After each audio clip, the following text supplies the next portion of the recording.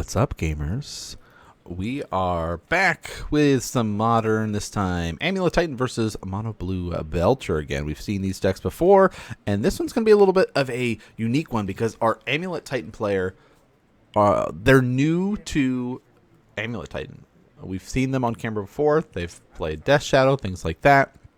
They're borrowing someone's Amulet deck to try to get used to it. Now, there are a couple variations of Amulet Titan, so we'll talk a little bit about that real quick. It does utilize the land loops, specifically with the, we'll see how things start setting up here. But Amulet of Vigor, the namesake of the deck, so we are knowing that it's going to be going around that route, but it is one of those like land loops where you can be able to sacrifice your lands, pull them back from your graveyard, do that route to play the Amulet. There are a couple that aren't running that, but this is that version of it. On the other side, Mono Blue Belcher is basically a Mono Blue control deck that has a combo win within it. You can win with Thassa's Oracle and stuff like that. So Spelunking coming out here, similar effect to Amulet of Vigor, but just slightly different. Lands you control enter untap.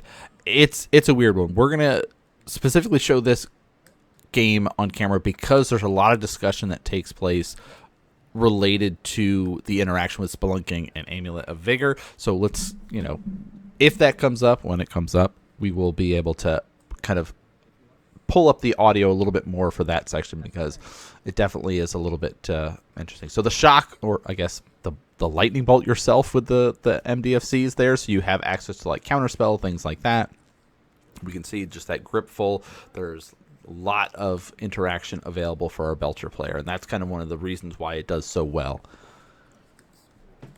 All right, Explorer. I love the art for that Explorer. I don't have any of the Lord of the Rings art, but that's, I'm gonna have to pick some up in the future. You know me. I'm a sucker for certain kinds of arts, especially when it comes to basic lands. So seeing a cool art like that on Explorer, I'm like, yeah, that's really sweet. Oh. All right, so here's already the confusion of like, hey, enters untapped, because Explorer costs 2 mana, right? You generate a green off of this Visage, and then you're tapping it to pay the colorless there. Yeah, because it came in and made a green, and then you made a colorless to cast a Explorer.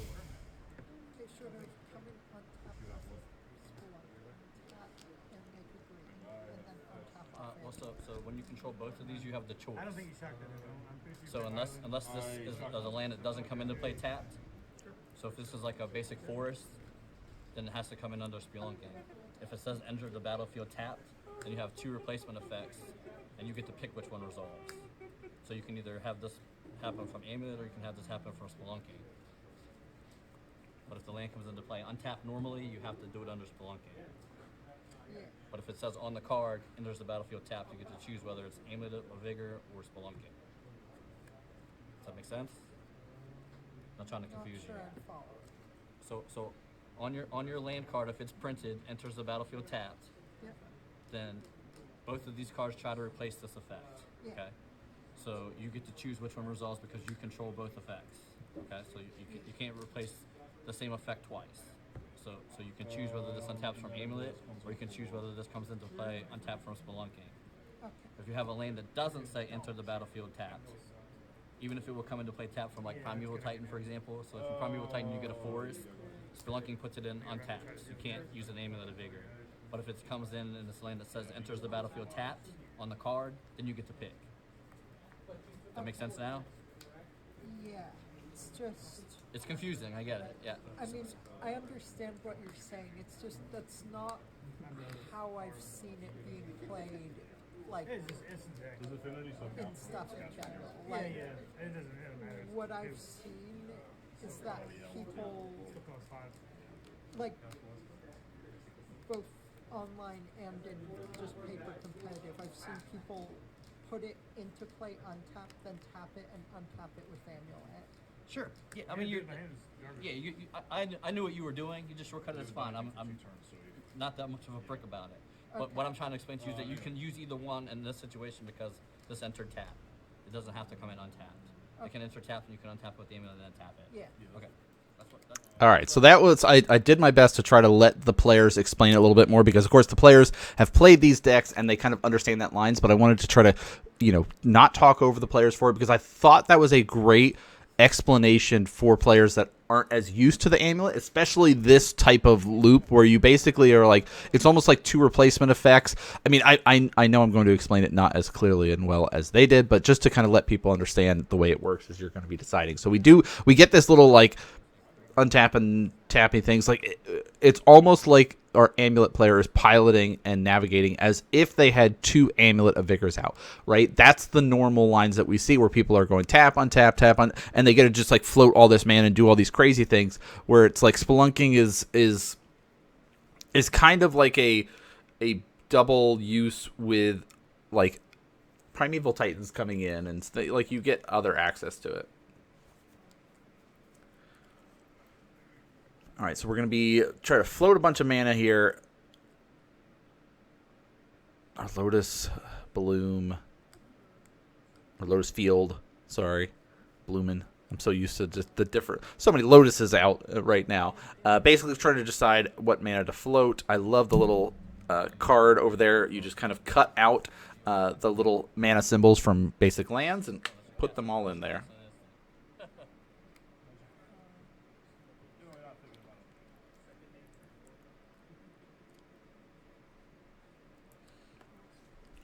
All right, so we're still floating up some mana, getting things generated. So right now, the way it's set up is like the Belcher player, it still has the counterspell. They still have interactions ready if we're just ramping up and we're preparing ourselves and setting up for like a prime time or something crazy that's happening this turn. One ring, that's pretty solid. You see the debate. Do we go for it? It's one of those like, nah. Again, like the One Ring doesn't really, like, yes, it progresses and sets them up, but the fact that they're playing the One Ring here is giving us the information that they don't have everything that they need right now, and they're in the digging mode, right? They're trying to find something specific, so they're digging for it, which is good for our Belcher player to kind of help set themselves up either.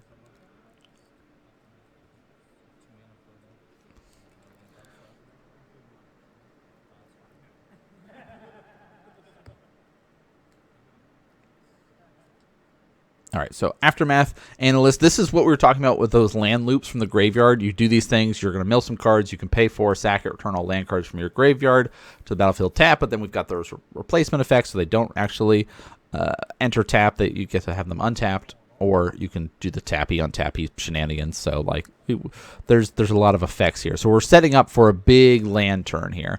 Start to chip away, take a little bit of damage off the One Ring, but our Belcher player is okay with just sort of kind of land go and keep the interaction for when there's scary stuff, when there is a Primeval Titan, things like that, which there was one that looks like just got drawn here, so.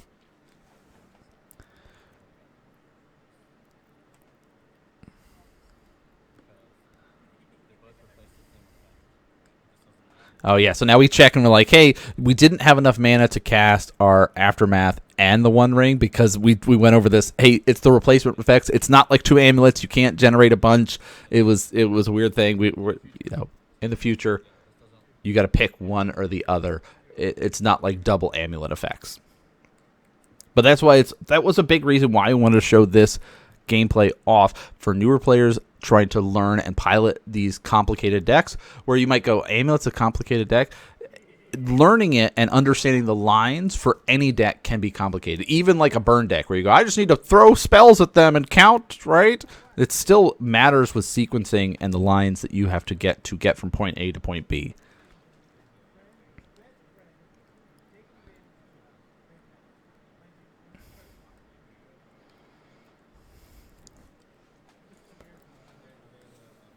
All right, so how much mana we got here? 5, 3, 4.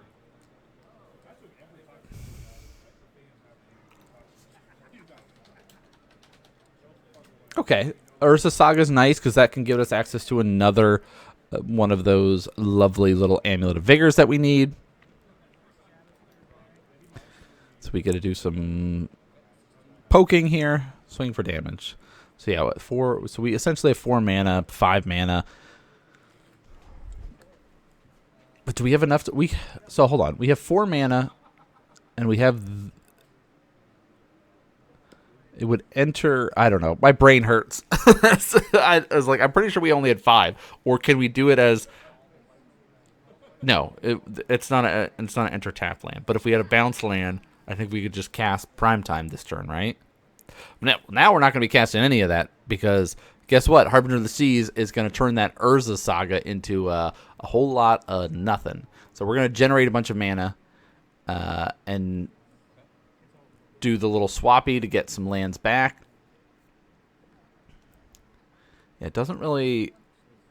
Yeah, we're just confirming and making sure here, right? Because it's like this weird situation of like, does that help us to utilize this effect right now? And it's like, meh, eh.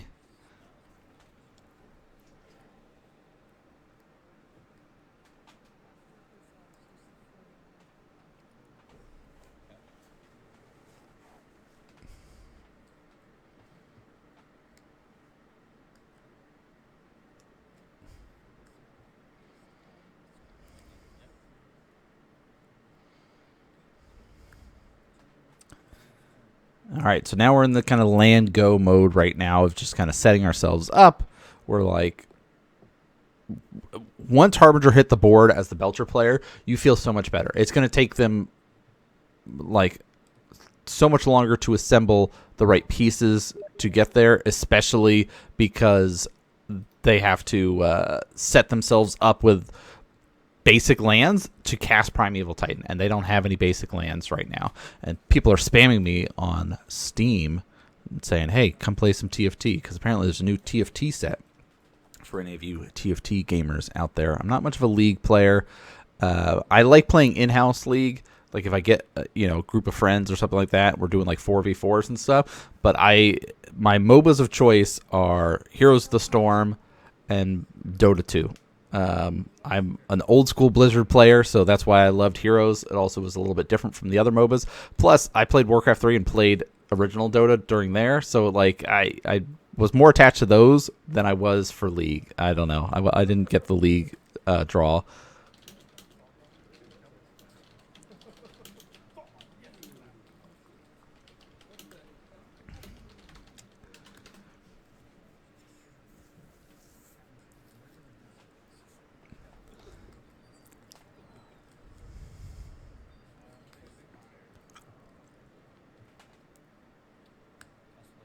This is a cool card. Okay, so check this out. Selective Memory. Basically, the coast is clear. Our opponent is kind of locked out. They cast the One Ring.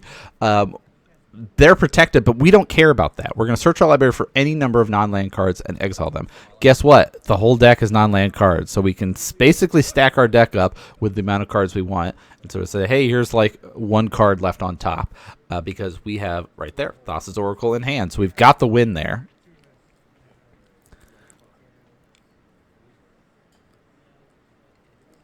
So we're drawing, we're digging for things. We don't really have much options available to us.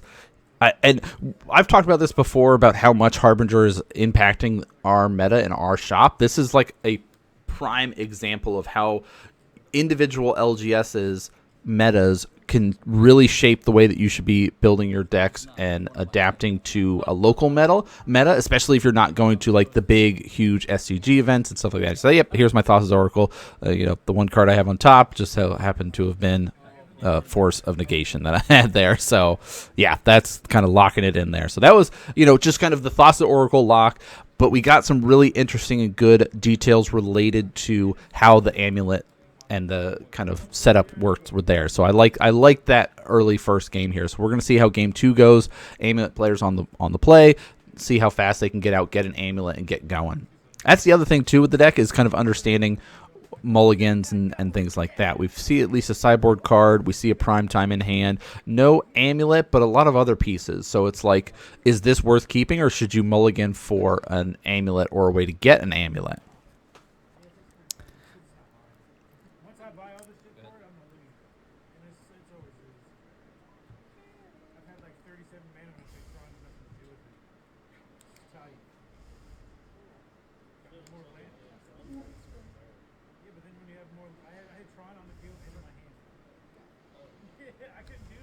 So here's our sideboard card, Defense Grid. Basically, we know that our opponent is on a very heavy counterspell-oriented deck. So if we can kind of slow them down and stop them from being able to just cast the counterspells that they would normally want to do, that's a nice way to be able to do things here. Oh, so I missed the 3 life. Did everybody catch that?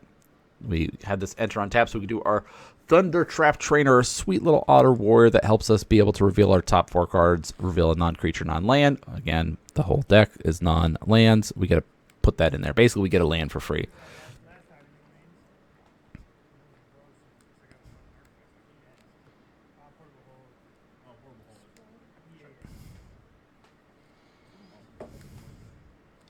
Hey, there's a Sweetheart Explorer. Let's keep going. Play an extra land, draw a card, do all that fun stuff.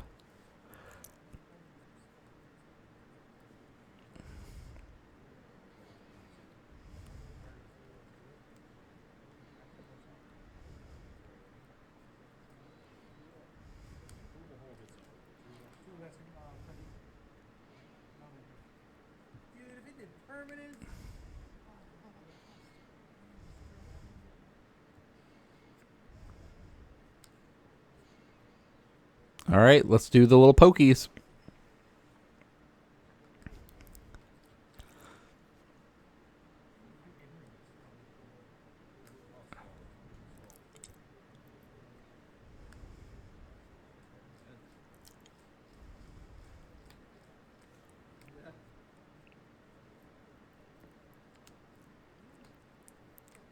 Hey, remember how much of a issue Harbinger of the Seas was before? Yeah, we're back. We're back. Let's just kind of like just lock the game down, huh? That seems good.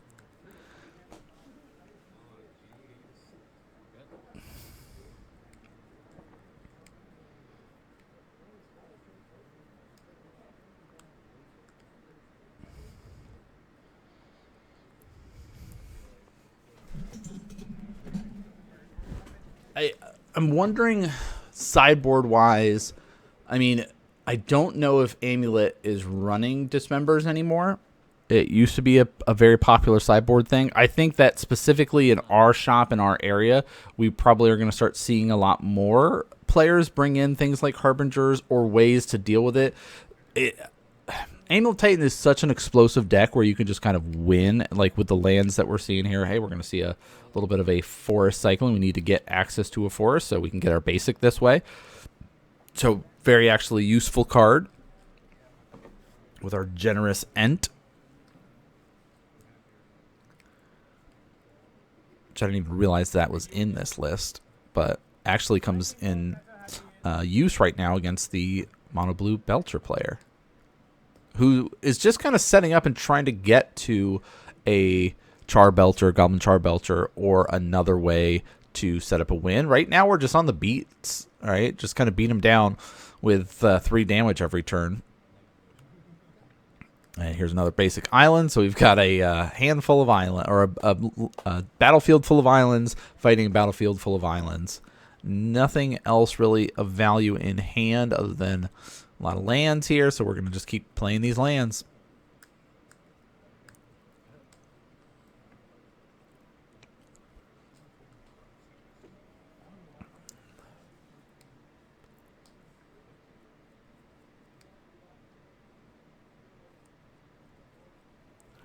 All right, we got up to 6 mana. I don't know if there's 2 basic forests in the deck to be able to hardcast to prime time from here. I don't know. I don't know like what you could do.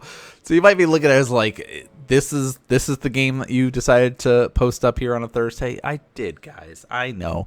It's not. It might not be the most thrilling and exciting to watch a Harbinger beat down, but we wanted to show off and help to explain for newer players kind of the land loops. Also, any Amulet players that are watching or have watched, tell us a little bit about what hands you should be prioritizing and trying to keep, because I'm, like I've said before, I'm not a Titan player.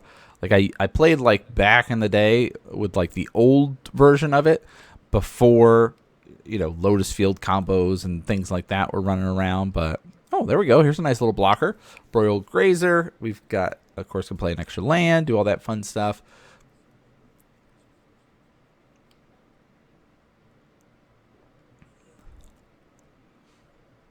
All right, 4 life left.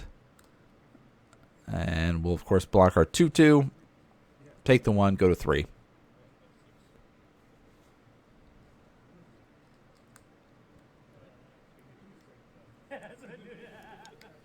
Smart man, he's on top of that shit. He's like, I know what he wants. It's Baja, it's not regular Mountain Dew.